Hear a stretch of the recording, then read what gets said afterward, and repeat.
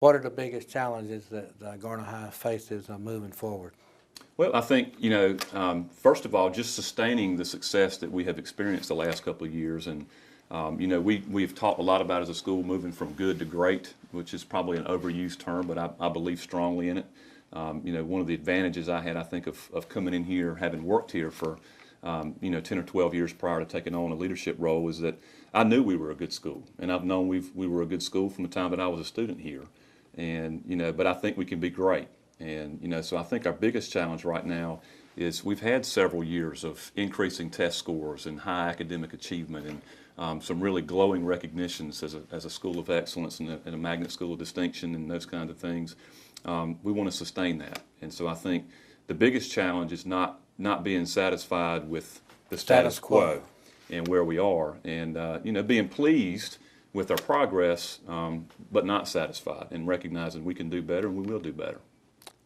Okay, you should have expected this question, but Scotty McCrary, how has the staff, the administrators, and the total faculty responded to Scotty Mania with Scotty being on the campus? We passed him in the parking lot coming in, and I spoke to him, and he had a crowd around him then, but tell us how that has been for Garner Senior. It really has been more smooth than anybody could ever have imagined. To be honest with you, and Scotty would probably tell you this, and I know he said it publicly, that there were a lot of naysayers when he started talking about coming back to Garner and coming back to high school. I know among his own management team and some of his advisors, they're just really concerned about the reaction that would occur when he came back to school with 2,300 teenagers around, not to mention 200 adults that adore him as well. And it absolutely has been, I think, and you've heard Scotty use the term best of both worlds for him. You mentioned you saw him out in the parking lot. I saw him out in the breezeway today, among a big crowd of kids. A regular student. Like always, yeah. And, kids saying hello to him and high-fiving him, just like they did a year ago before he was an American Idol. And so in that regard, I think our response to Scotty Mania has been in large part reflective of him as a person. And he's so humble, he's so compassionate, he's so caring, he's just a decent young man.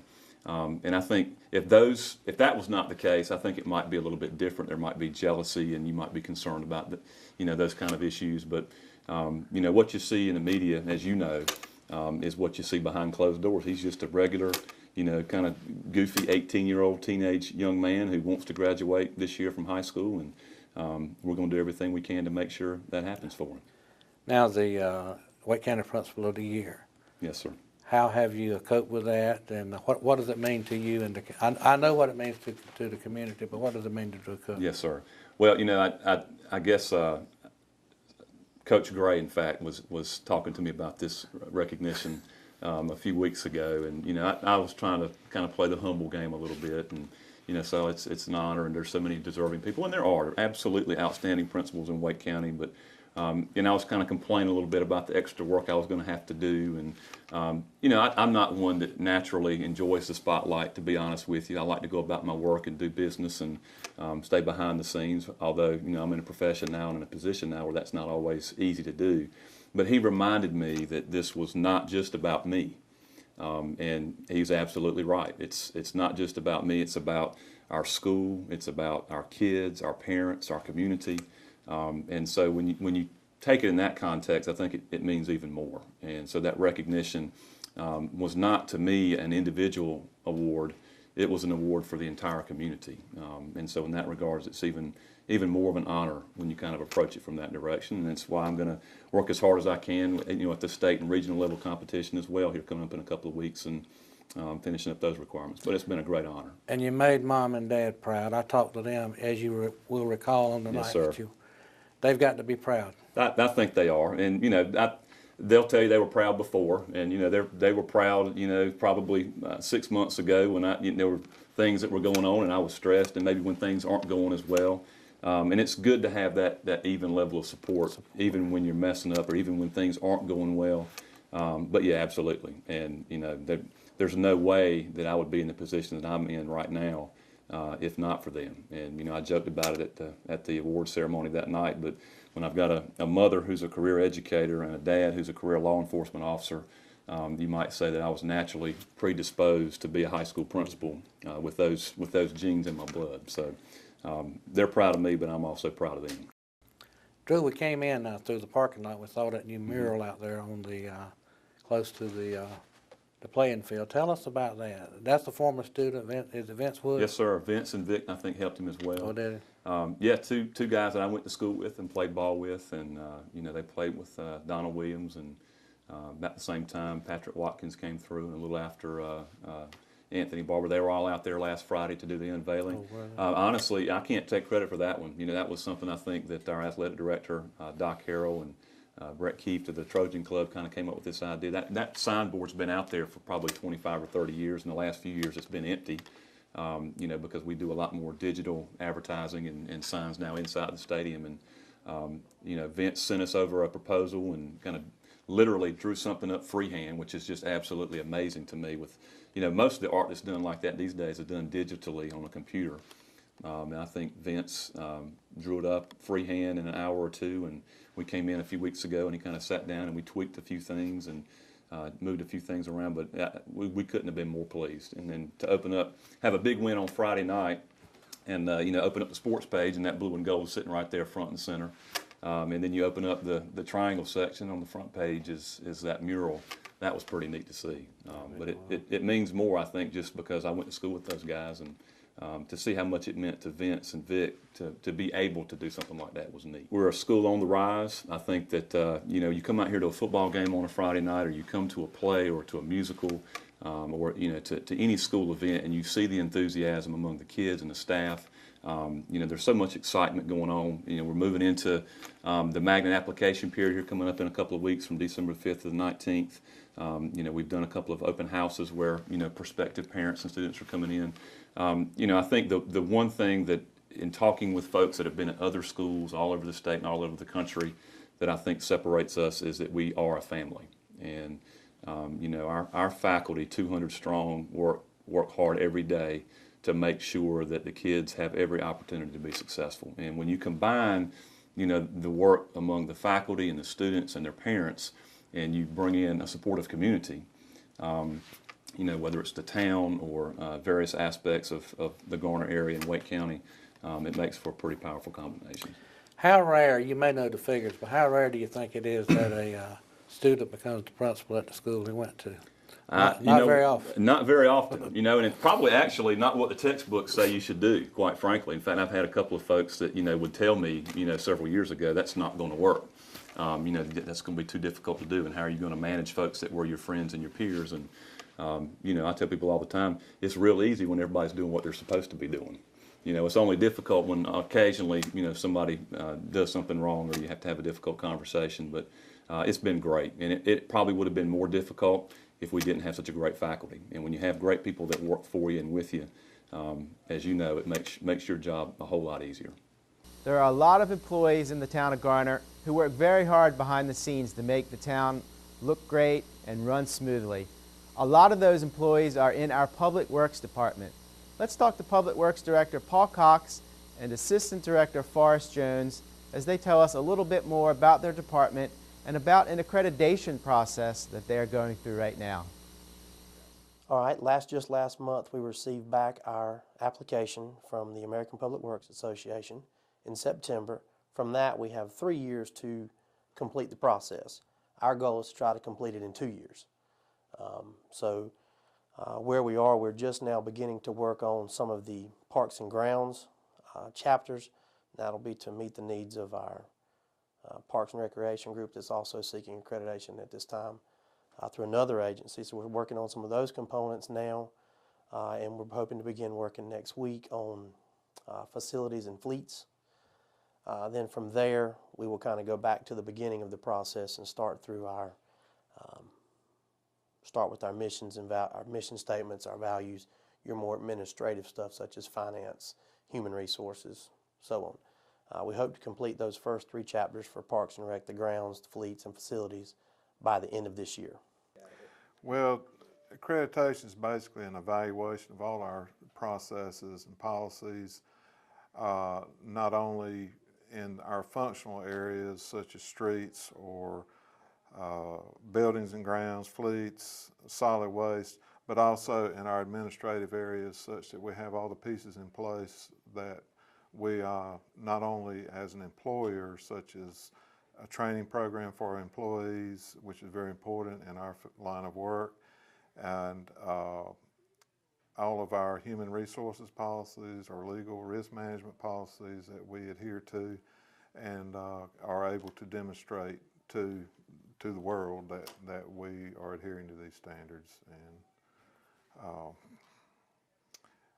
are meeting recommended practices. We will need to complete 26 chapters, and in those 26 chapters, there are 386 standards, components, if you will, that are kind of outline what we need to meet in each of those chapters. An example of those are something like in our human resources, it lays out our benefits, our pay plan, our position classification, and so that you have, those are components, practices, if you will, within that human resources chapter. And we also have similar things in each, appropriate practices with each chapter, whether it be street maintenance. It talks about how do we clean the streets, how do we take in requests for service, routine things of that nature, and that kind of goes throughout our organization. But there's 386 of those. We hope that by going through this process that we will be able to demonstrate that Garner Public Works is a well-run agency and that we are engaged in providing the best possible services for our community, and we'll be able to demonstrate that through adherence to standards, which are nationwide standards. We have approximately 45 staff members. That's comprised of both full-time and seasonal. We hire probably approximately 9 seasonal positions a year to help us out with our busier seasons, such as mowing and things of that nature out in when you think of your growing season. Within those 45 folks, we have them broke up into a number of departments. The first is administration, which is where consists of myself and the director, Mr. Paul, as well as 2 admin staff up front and 1 solid waste technician that kind of goes out and does handles your calls if someone calls about trash from a service, whether it be a broke container, yard waste pickup, or mispickup, or something to that effect. The administration office also probably responds to over 1,000 calls for service a month, each month, so roughly 12,000 a year. So that's one of the things they do. The next group consists of our facilities group. Within facilities, we've got a couple of technicians, building maintenance technicians, and they're responsible for keeping the buildings up and running, for doing daily maintenance on them when things break. We've got a number of buildings here throughout town, both at our site, your senior center, your historic auditorium, town hall, your police departments, public works. All of those buildings are what they look after, whether it be a door won't close, HVAC problems, lights are out. That's what that group does. Then within next we have our street department. Our street department, they cover approximately 100 centerline miles of road. Centerline meaning just if you traveled all our roads in town one way. We've got 100 miles of that they maintain. They maintain the pavement, whether it be patching potholes, your sidewalks, curb and gutter, your infrastructure such as your storm drainage pipe, sign maintenance, putting up street name signs, traffic control signs, and they do that year round. They're also the group that's responsible for mowing out along the right of way. You'll see them mowing on Timber Drive, Highway 70. That is that group as well. Next, we have what we refer to as our public grounds department. That is the group that basically they do all mowing grass, weed eating, planting in your flower beds, mulching in your playgrounds, what you might think of your exterior maintenance around your home that you might do in yard work. They do that in all of the town facilities outside of the buildings. They're caring for the grounds there. They're also doing it at all the town parks, as well as our welcome signs. And then some other right-of-way areas that the town has throughout some neighborhoods. This kind of public common areas that the town owns. They do all the maintenance on that as well, as well as prepping for ball field. our recreational ball groups that come to town and play. They're the group. Our group is part of the ones that go out and drag, line the fields, mark the soccer fields. Any athletic and recreational activities you participate in here in Garner, we've had a hand in. Finally, we have our fleet division. Fleets is comprised of a couple of mechanics, and they are responsible for every piece of equipment that the town owns, whether it be from a weed eater, police car, backhoe, snowplow, dump truck. They work on it. They're here at Public Works, and they fix all of those, meet all those mechanical needs to keep our equipment up and running. So not only our guys here at Public Works can do their job, but as well as others throughout town. Our street division primarily is their responsibility for responding to calls for service after hours, whether it be out on the road, snow response, or any type of natural disaster, as well as they're the primary people when you think of transportation. But Public Works as a whole responds to all of those events because we're also part of the group that's out making certain, again, those buildings are up and running as they should.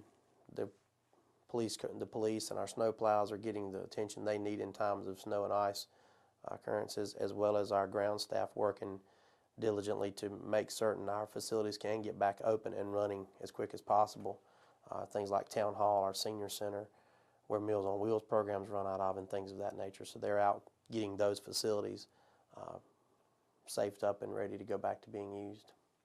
Essentially, Public Works is a support agency for every department in town as well as the citizens. Well, that's it for this month's edition of Around Town. To learn more about what's going on in Garner, you can visit our website, garnernc.gov, or follow us on Facebook and Twitter. Thanks for watching. I'm Rick Mercer.